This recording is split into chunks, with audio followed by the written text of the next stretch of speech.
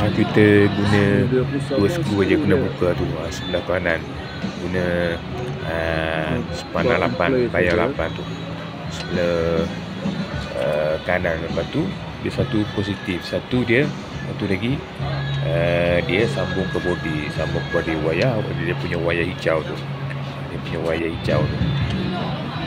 Dia pun sama punya dash ataupun wave 125 ni dia sebelah kanan. Coil plug ni, dia memang sudah dapat top.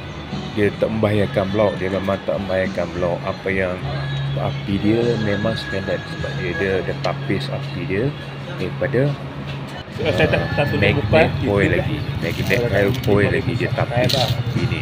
Jadi api dia cara dia puasa coil batu, api dia tetap sama, cuma dia masuk secara maksimum laras kuasa api. Ibaratnya macam kita pakai wayar elektrik yang lama dengan wayar elektrik yang baru, selalu api ke lampu daripada switch. Mana yang lebih cepatnya kuasa elektrik itu sama, tapi kuasa elektrik itu tetap sama, tak membahayakan dia punya piston. Yang membahayakan piston tu coil magnet tu, yang tepi yang duduk kat kaki tu besar tu, yang harga dia dekat dengan 100 lebih, itu yang membahayakan